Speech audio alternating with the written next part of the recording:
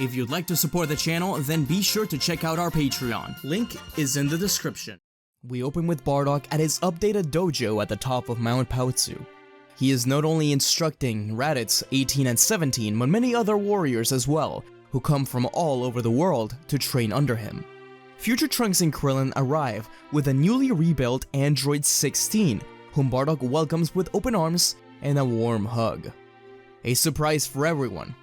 He had helped Bulma with everything he could in order to rebuild 16, as it had felt like a piece of the androids and himself was missing once he passed, during the battles against Majin Buu. Krillin and 18 are not together, and even expecting a little girl. They all know why they're here, the Tournament of Power. Kakarot soon arrives, inviting them all to their greatest challenge yet. Though Goku hadn't messed up like in the original story, and made Zeno want to destroy the universes. This battle is exclusively for the Super Dragon Balls. Even so, they have to prove to Zeno that they're worthy keeping around. Zeno's still considering destroying some universes. The team is soon decided. 16, 17, 18, Kakarot, Vegeta, Bardock, Gohan, Piccolo, Future Trunks, and there's still one missing. They ask Buu, but he's soon asleep. Krillin wants to join in, but he knows that everyone has far surpassed him by now.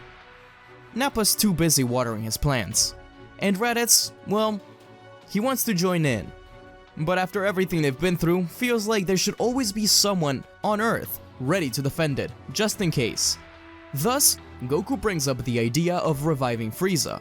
Bardock is completely against it, thinking his son must be an idiot for even saying that.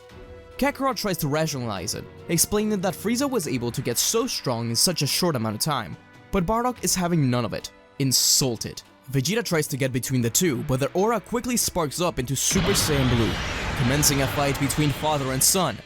It's anyone's match as Bardock plays more dirty than Goku, an old trait from his time in the Saiyan army, but Goku knows he must win, in order to prove to Bardock that he is more than capable of taking care of Frieza if need be. When Bardock fired a rebellion spear at Goku, the younger Saiyan does something very impressive, catching the blast and turning it into his own attack at Bardock, with Bardock sent flying into a pillar. It's clear that Kakarot is capable of handling himself. Bardock spits some blood out, and, though reluctant, allows Goku to retrieve Frieza. Frieza is revived, and he hates everyone. Bardock accompanied Goku to the site of Frieza's return, with Goku and Frieza still fighting, while Bardock spectates. Bardock is worried that Frieza is getting too strong, that he could achieve something beyond Golden. Even so, the Tournament of Power begins. The androids work together, while Piccolo, Bardock, and Gohan team up against a slew of enemies the second the bell rang. Goku sticks close to Frieza in order to watch him, while Trunks and Vegeta face Ribrianne and the Fireballs. Bardock soon comes face to face with the Universe 6 Saiyans, waving to them like an old friend. The Saiyans have no time for this old man, with Caulifla ordering Kale and Kaba to attack.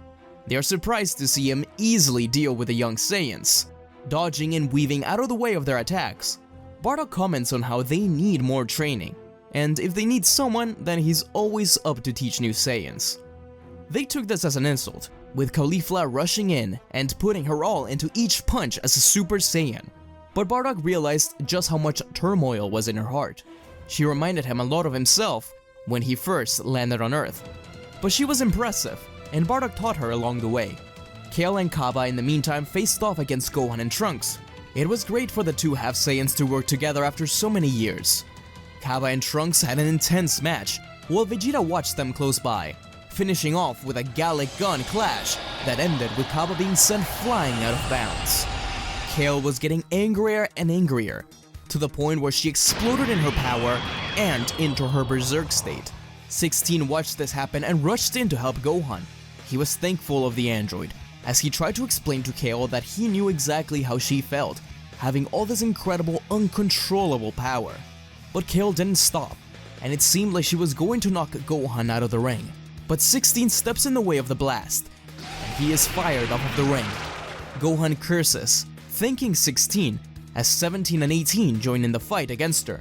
Gohan continues talking while 18 and 17 tell him that it's useless. But Gohan calls on Caulifla, telling her that if she really cares about her, then she will help her control the power. It takes some time, but Kale listens to Caulifla, ultimately causing her to control her power. Gohan smiles at Bardock, recalling the time when he did the same for him. The fights continue to ramp up, with Trunks and Vegeta teaming up against Toppo, who rushes through them both. They come up with a plan to trip Toppo out of the arena, and it works, but Trunks and Vegeta are caught in the middle of it. Knowing his father could still fight, Trunks pushes Vegeta back into the ring as him and Toppo fall. Piccolo and Gohan face off and defeat Anilasa, though at the cost of Piccolo falling off of the ring as well. Gohan battled Dispo alongside the androids, and they managed to knock him out of the arena, though Gohan was blindsided by Kefla and falls out of the ring. Kale and Caulifla ended up fusing into her, one of the strongest fighters during the tournament. The androids wanted to challenge this being and had the exact way of doing it. Prior to entering the tournament, Bardock issues a challenge to the androids as part of their training, working as one. He gave them the Potara which he had used during the battles against Buu, telling them that with their power there is no way any of them can stand a chance. It was to Kefla's surprise that Android 17 and 18 fused, just as they had, into Android 35. The battle puts a stop to every other one out there, as it seems like both fusions are a perfect counter to one another. But 35 had one thing Kefla didn't: infinite energy. Over time, the android wore out Kefla to the point where it walked straight through her blast with the android barrier, exploding it and sending Kefla into the abyss. Like in the original story, Goku manages to unlock Omen through the battle against Jiren. But not only that, Vegeta unlocks Evolution. Bardock watches both of them improve and improve with each minute that passes, wondering what his next step could be. Hints of his latent power waiting to come out. In a moment that truly disgusted Bardock, during the battle against Jiren, Vegeta, Bardock, and Frieza all battled together against them. Surprisingly, Frieza saves Bardock during the battle, telling him that he can't afford to lose this tournament. Bardock punches Frieza away and continues the match. Vegeta sacrifices himself to give energy to Goku, while 35 used their android barrier to protect him, until Jiren crashes into it, and the fusion undoes itself, sending both of them into the abyss. Bardock had no option but to cheer as he supported Frieza and Kakarot with a ginormous Rebellion Blaster, taking Jiren down and getting the victory for Universe 7. He nodded at Frieza, but promised him that the Emperor would fall by his hand. Thus, Bardock made Zeno promise that the universe would not be destroyed. The small god finally agreed. He thought it would be fun, but maybe for another day. But Bardock did have one wish for the dragon: to unlock his hidden potential. The dragon did so, and peace returned to the universe. Future Trunks and Mai thanked everyone for the chance to fight alongside them, and returned to their future timeline. Frieza is revived by Whis. Before he leaves, Frieza vows to kill the Saiyans one day. Bardock is uneased by these words. Bardock continues to train the androids, and trains with both Goku and Vegeta, but that latent potential he wished from the Dragon Balls never seems to show itself. It was strange. He really didn't feel any different. Even going to the lookout to garden with Nappa didn't help him. He wouldn't have much time to think about it, as eventually Frieza's spaceship loomed over Earth once more. Broly and Paragus had arrived. Though far away, Bardock and Raditz can feel Broly's immense power, which reminded him of Kale. Quickly, they both approached the scene, as they felt a familiar ki of Frieza, and most surprisingly Paragus. Bardock watched as the battles went down, opting not to fight, and to give Vegeta and Goku a chance of victory. The amazing power of the Ozaru that Broly had was impressive, and Bardock wondered if it was possible to obtain that strength. However, he realized that Broly is being controlled with a shock collar. Bardock argues with Paragus and tries to relate to him. If it wasn't for the support of Grandpa Gohan, his friends, and family, he would have turned out just like him. He was already turning his own son into a weapon, just like Paragus is. Bardock tells him that it's not too late, that they can work together.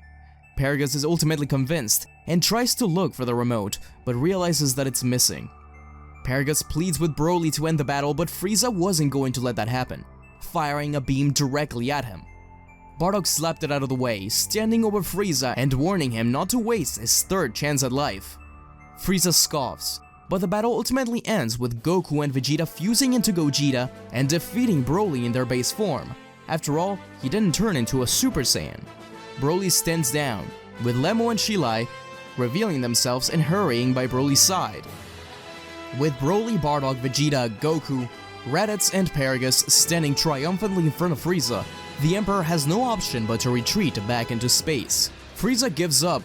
Bardock considers killing him, but Goku asks Bardock if that's really how he wants to win, with a blindsided shot from the back. Bardock agrees that this wouldn't be the Saiyan way, but that letting him live was a huge mistake. Time passes once more. Bardock becomes the Grandpa Gohan to Paragus and Broly. They live at his dojo. One day while Goku, Vegeta, Broly, and Bardock visit Mr. Satan and Majin Buu, they watch as the Galactic Patrol kidnaps Buu. They try to fight them, but are quickly kidnapped as well. Miraz eventually explains that they are trying to use the Grand Supreme Kai to stop Moro, but Bardock interrupts him. He says that they will take care of Moro. They didn't need to treat Buu like this. He had been great friends with his wife when she visited Earth, and was very thankful to him always. They make their way to Namek, soon finding Moro as he tortures and kills Namekians for the sake of his wish for youth.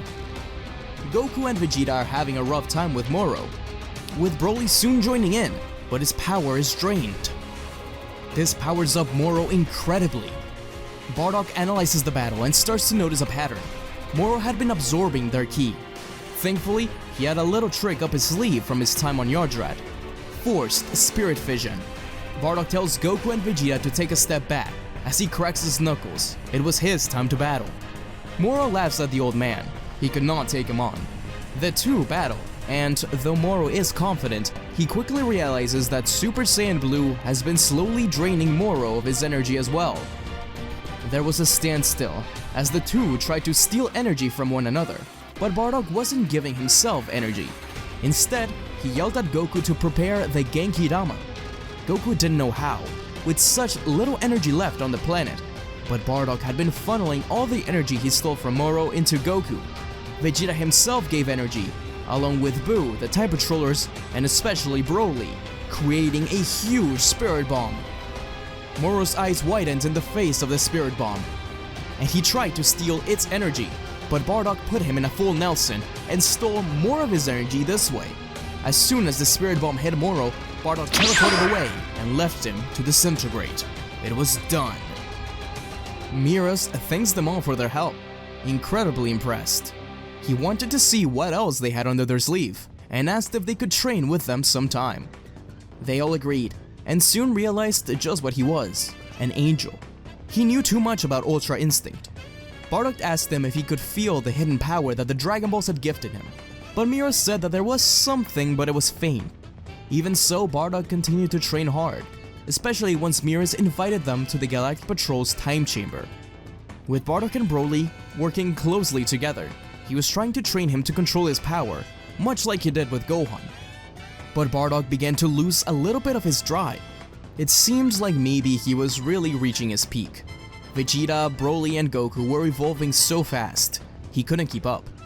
He returned to his dojo, thinking that he was no longer needed for their escapades. Until the Heaters had arrived on Earth to take Goku and Vegeta to planet Cereal.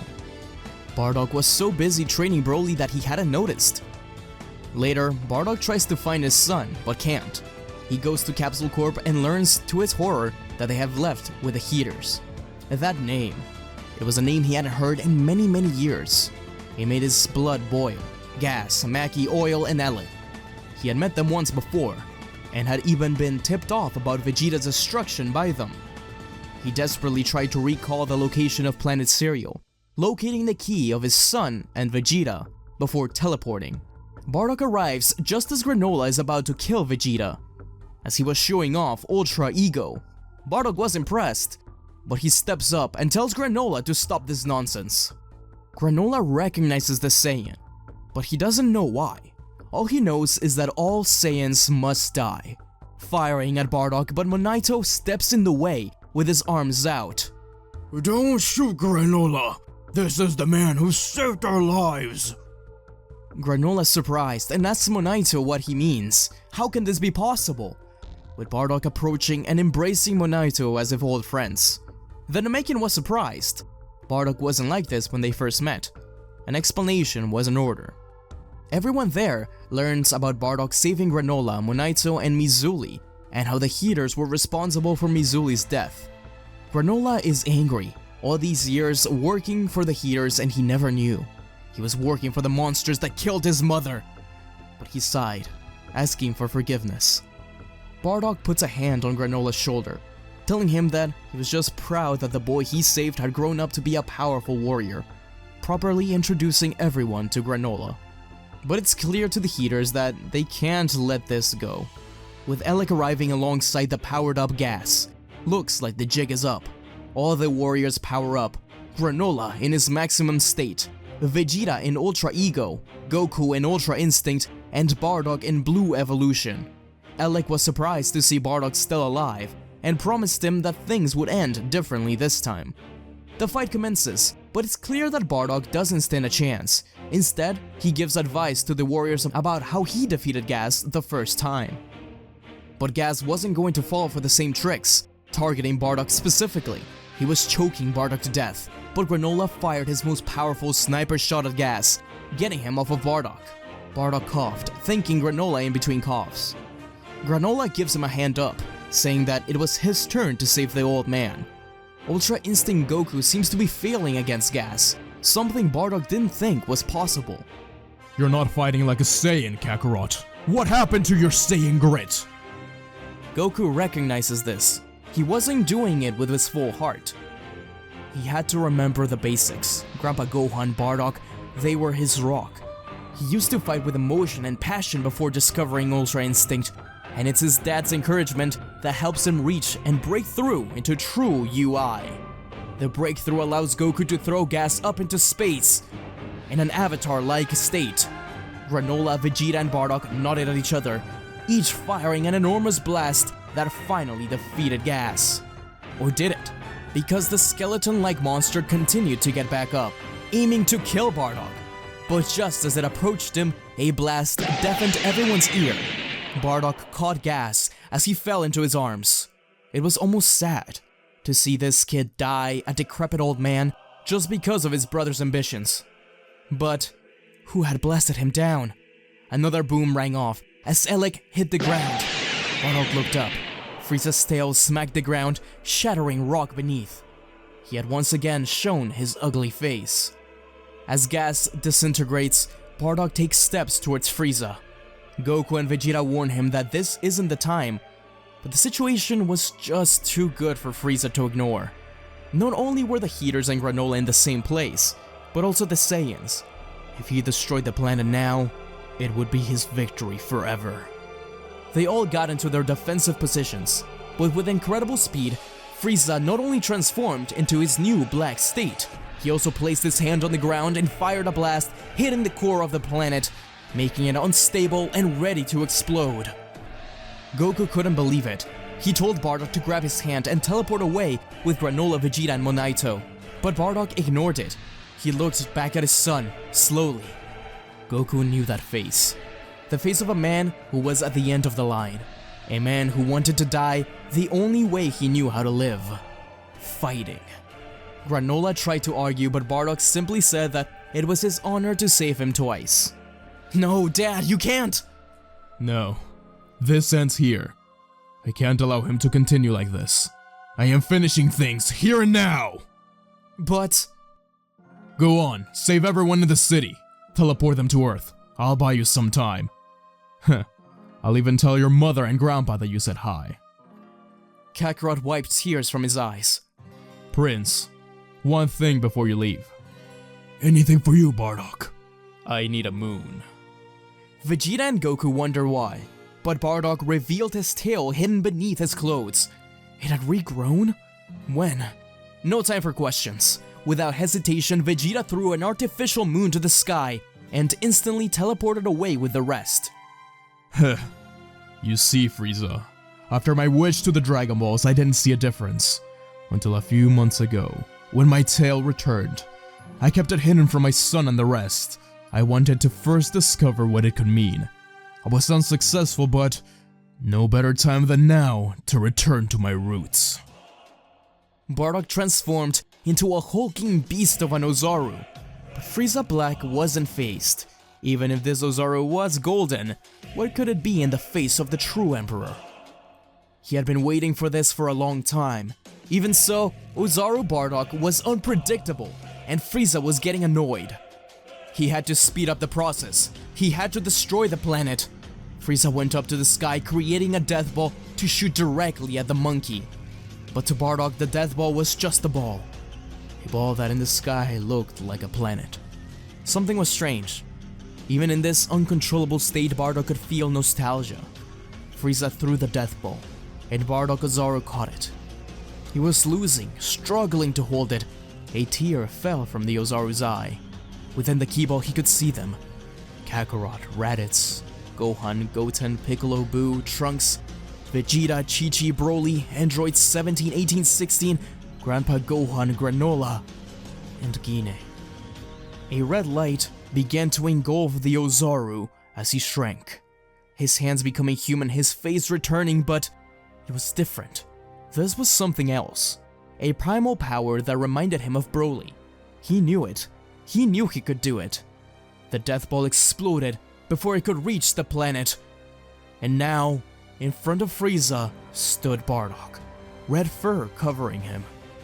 Frieza Black couldn't believe it. After all these years, the Saiyans could still find ways to evolve. It didn't matter. As Bardock said, this ends here. Bardock and Frieza clash overhead as the planet has lava spewing out. Bardock grabs Frieza by the face, dragging him through the lava. But the Emperor spins around and throws Bardock down into it. Bardock opens his aura up, all the lava dispersing around him. His clothes, Grandpa Gohan's old Kami uniform, was being burned. Bardock rushed up, kneeing Frieza in the gut, but Frieza grabbed it and was about to break his leg. Bardock saw this and blasted Frieza in the face. If they weren't equals, they were certainly true rivals. They both knew there was no other way to end this. The fight continued until Frieza began charging an Emperor Death Beam. Bardock began to charge his own Rebellion Spear. He promised Frieza this would be the end. The two fired, struggling against one another, determined that only one would survive this battle, if any. The blasts continued to push against one another until... boom. The planet and the blast exploded at once. From within the explosion, Bardock simply smiled, saying Kakarot's name. It had been such a long time since he arrived on Earth with him. He was saved by Gohan, trained many, even became the legend itself. Yeah, it was a good life. If he had to die by sending his son, Vegeta, and the others to Earth in order to save him from Frieza, then he was glad to do it. He wondered what it would have been like if he had sent him away alone like he once planned. It didn't matter now. He was safe. They all were. Back on Earth, Goku turns to face the sky. In a panic, he realizes that the ki of his father spiked just for a few and quickly died down. He couldn't feel Frieza. Was he still out there? No one knew. It seems like everyone found out at once, as Granola teared up. Vegeta stayed quiet. At the dojo, 16 stood up suddenly, walking out. 17 and 18 followed suit. Broly and Raditz were together at Grandpa Gohan's old home, where Bardock's original grave was. Gohan looked up to the sky while writing his newest book, and then back at his closet, where an old Saiyan armor given to him by Bardock was. Piccolo opened his eyes during meditation. It was peaceful, but solemn. Goku vows to avenge his father, and soon after, tells Gohan, Vegeta, the androids Broly, and Granola that it's time to train. But in the afterlife, Bardock takes slow steps towards King Yama's desk, seeing two familiar figures beside him. King Yama says that they insisted on seeing him to heaven personally. Gine and Grandpa Gohan smiled at Bardock, hugging him tightly. For the first time in a long time, they were all together. Gine asked Bardock if he was sure this time. Would Kakarot be okay? Bardock takes a deep breath and smiles. He flicked his halo. He realized that he really was dead this time. He couldn't believe it, but he could truly rest. Bardock turned back to Gine and Gohan, finally saying, "Yeah, the kids will be alright." Thank you for watching, everyone. That was the final episode of What If Bardock Went to Earth with Goku. The other day on a live stream, I got asked what my favorite series I've done was, and honestly, it might be this one. Thank you all for joining me on this adventure. It has been so much fun, it's very emotional, and I cannot wait to make the full story. I gotta give a huge thank you to Geeks for Fun, who edited this episode. Thank you, man. And be sure to check out his channel. And as always, thank you to the Patreons of the channel: Celestia, Dreadpool, Lee Ordicus, Seven Maglug, The Gaming Galaxy, D Miles, Daddy Bear, Dakota Kaiser, D-Man Plays, Gabriel Scott, Ghost 1571, Jerome Foster, Jim G, Keith Grimes, Orange Bag YouTube, Oscar Final 1396, PJ9D III, Samuel Randall, Squad 100, Thyre 45, The Baked Potato, Trent Rolls, True Lightning Striker, Phil J. Akir, Jonas Paulus, and Kaiser Jirachi. Thank you for watching, guys, and until we meet again, see ya!